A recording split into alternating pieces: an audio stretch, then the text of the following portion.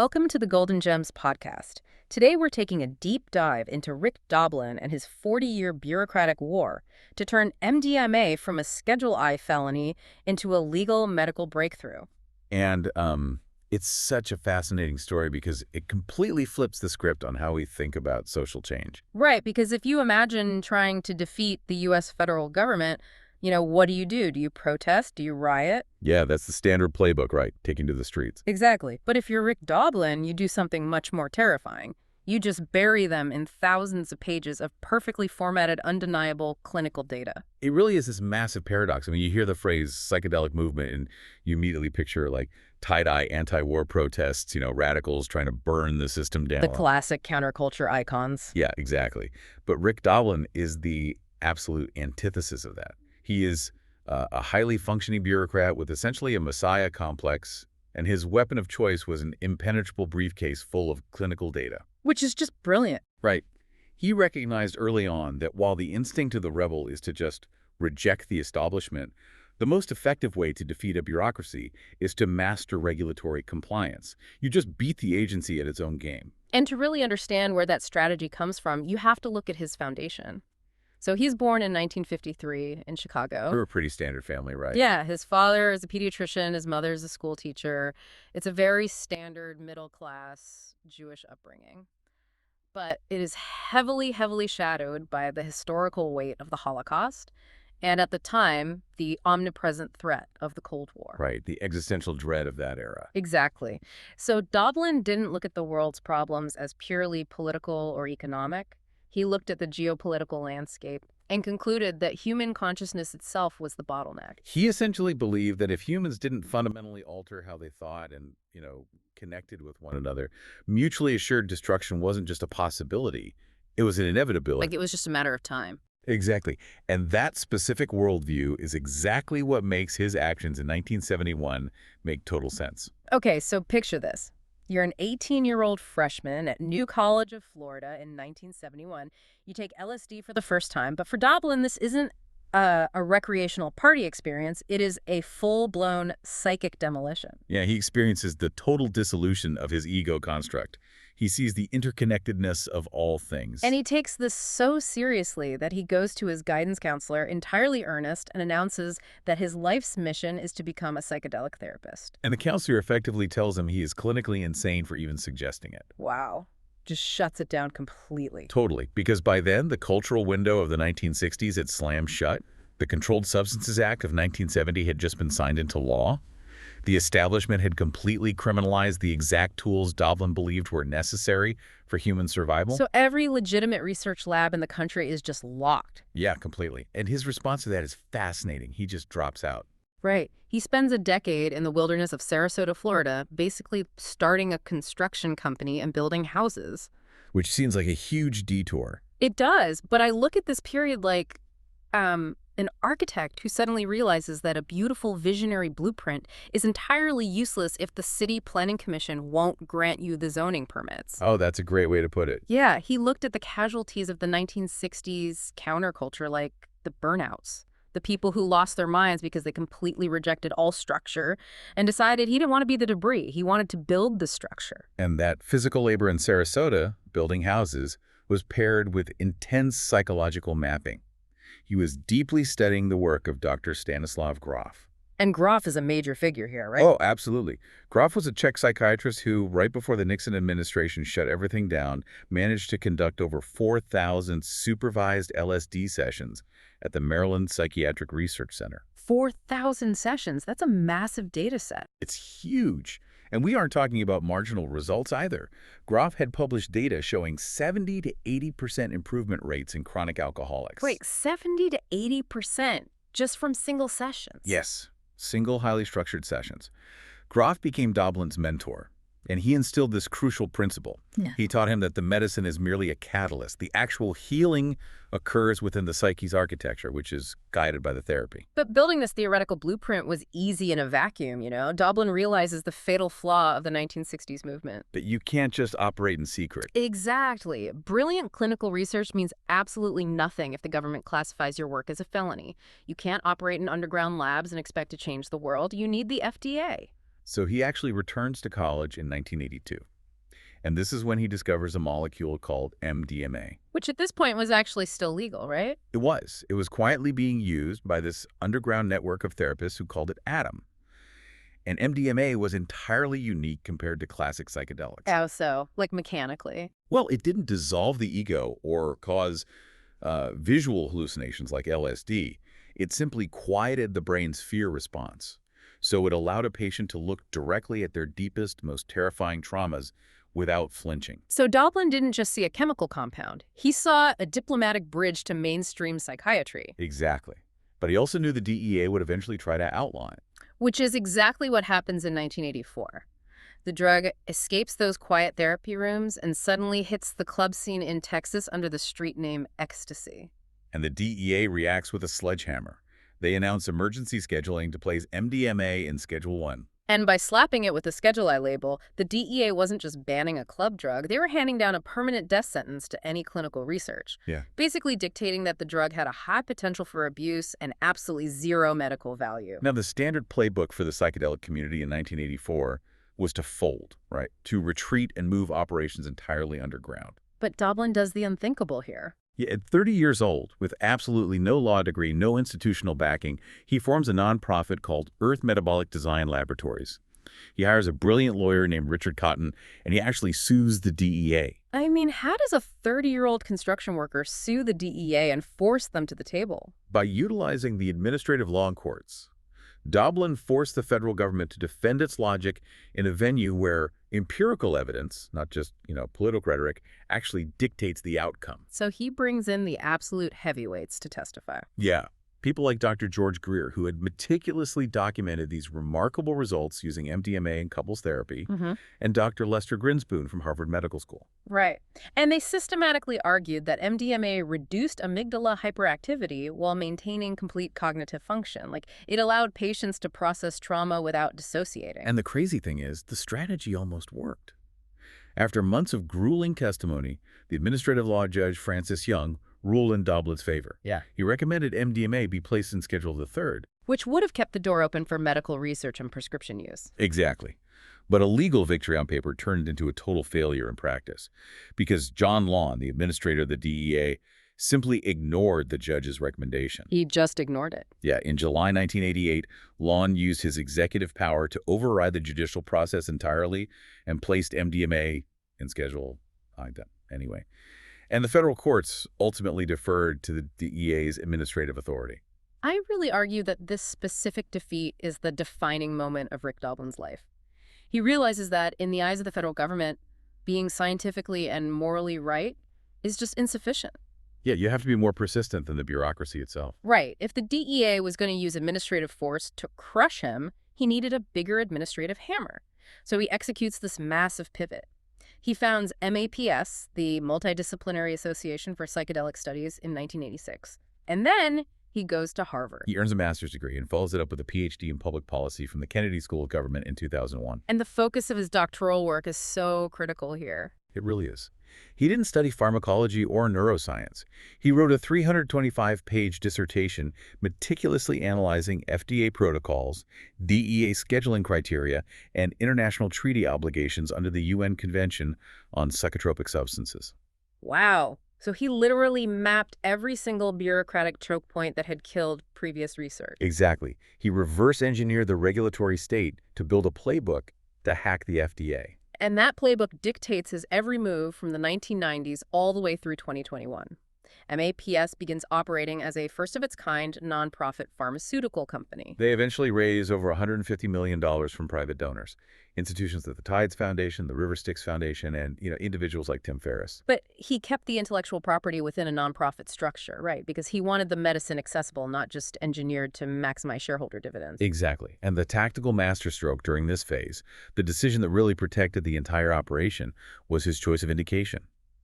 Doblin chose to focus MAPS' entire regulatory weight on post-traumatic stress disorder. This choice was just political genius. By focusing heavily on treating combat veterans and first responders, Doblin created this undeniable demographic firewall. Yeah, and we have to look at this neutrally. From a purely strategic standpoint, this made it impossible for right-wing politicians to dismiss the clinical work as, left-wing hippie nonsense. Right, focusing on veterans neutralized the political opposition.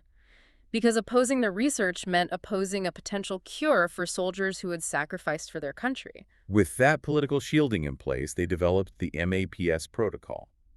And we really need to be clear about what this entails for you listening. It is not a model where you just take a pill and go home. No, it is a highly structured package. It involves 3 months of preparatory and integrative therapy, framing 3 8-hour active dosing sessions. 8 hours is a long time. It is. And during those sessions, the patient wears eye shades, listens to a meticulously curated playlist of music, and spends alternating periods looking inward and speaking with a male and female co-therapist team. And the biological mechanics of why this works are just fascinating. MDMA physically reduces activity in the amygdala, which is the brain's primary fear center. Right. At the exact same time, it increases function in the prefrontal cortex, which governs logical processing. And it floods the synaptic clefts with serotonin, dopamine, and norepinephrine, alongside bonding hormones like oxytocin and prolactin. So that specific pharmacological combination creates this rare window of profound neuroplasticity. A patient can access and process horrific, deeply entrenched traumatic memories without being hijacked by their central nervous system's fight-or-flight response. Right.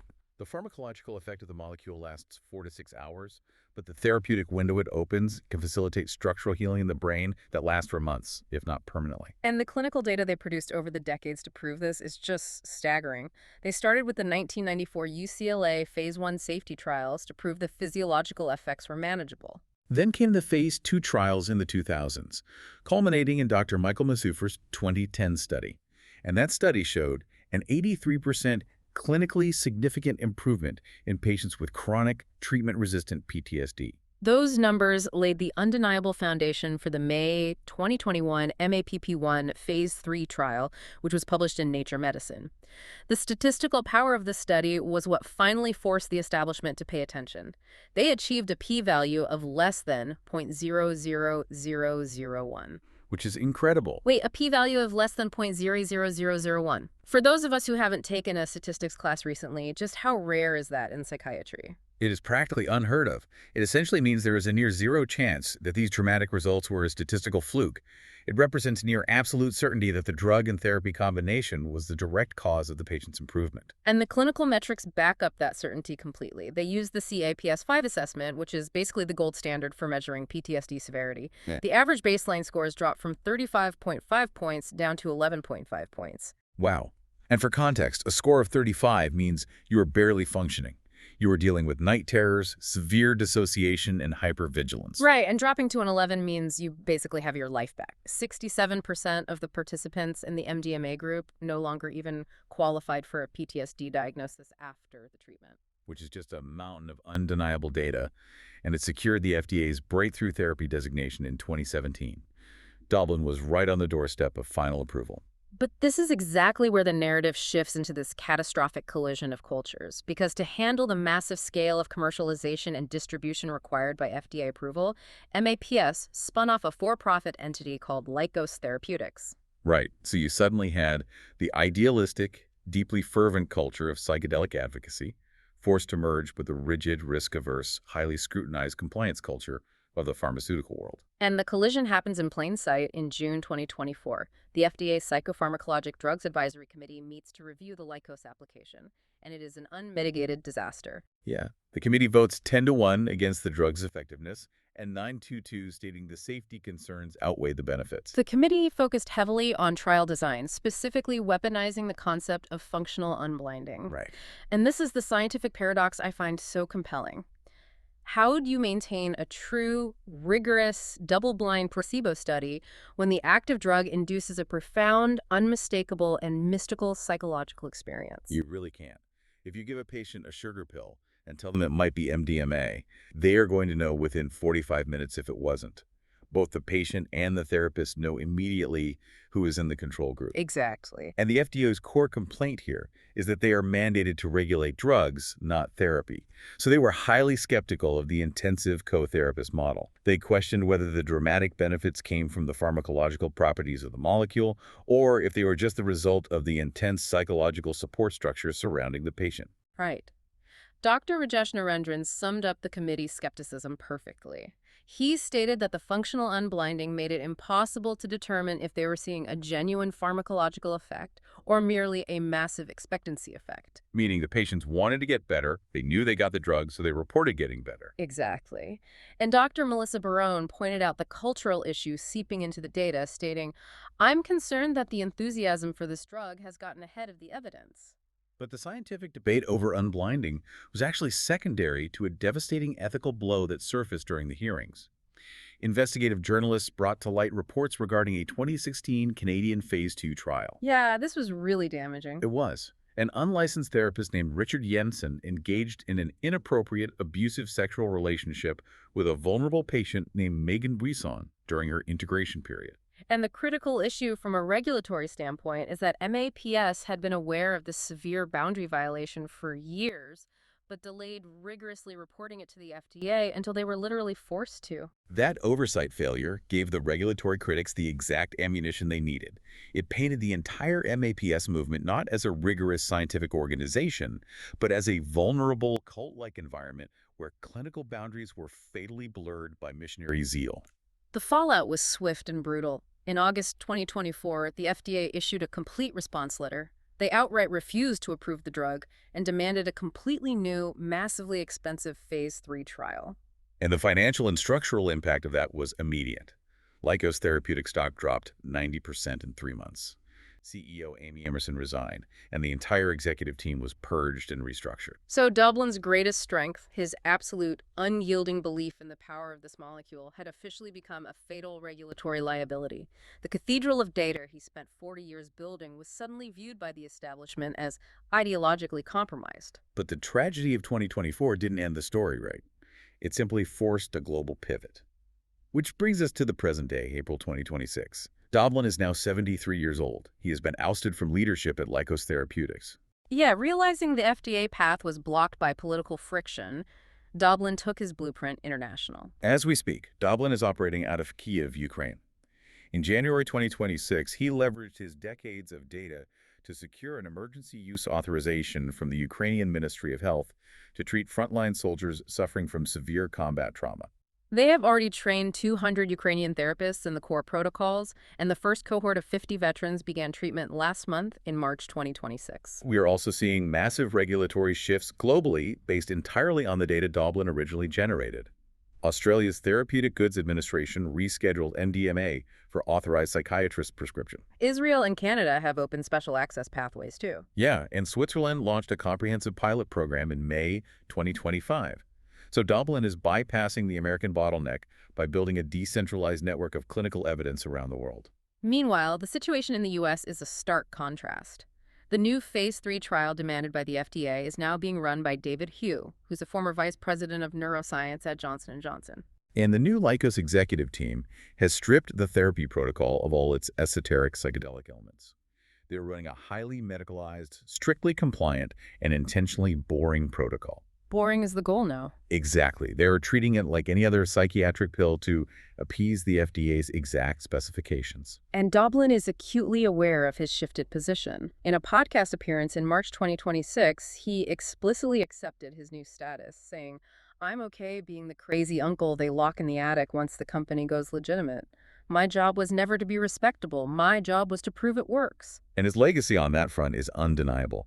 He forced the medical establishment to look at the data and admit that their current models for treating PTSD are failing millions of people. He proved that a nonprofit entity could navigate the grueling clinical pipeline against impossible odds. And the digital fortress of MAPS, known internally as the Vault, now houses 15,000 pages of trial data, 4,000 video sessions, and rigorous physiological data, including fMRI scans and cortisol levels, unequivocally proving the efficacy of this molecule. And to address the ethical failures of 2024, that vault now anchors a new 120-hour certification program that strictly enforces ethics, boundary management, and trauma-informed care. So Doblin really remains the architect of a new paradigm, proving that bureaucratic persistence is its own form of genius. But his journey leaves us with a profound tension to consider. Rick Doblin spent 40 years trying to heal global trauma. But in his relentless quest to medicalize the mystical, to appease the federal government, did he accidentally kill the very magic he was trying to save? It's a tough question. And ultimately, for the suffering patient, you have to ask, does it even matter if the medicine works when administered by accountants instead of shamans? Thank you for listening to the Golden Gems podcast. We'll be back next time with another deep dive. Until then, keep exploring, keep listening, and keep celebrating the power of uncompromising voices.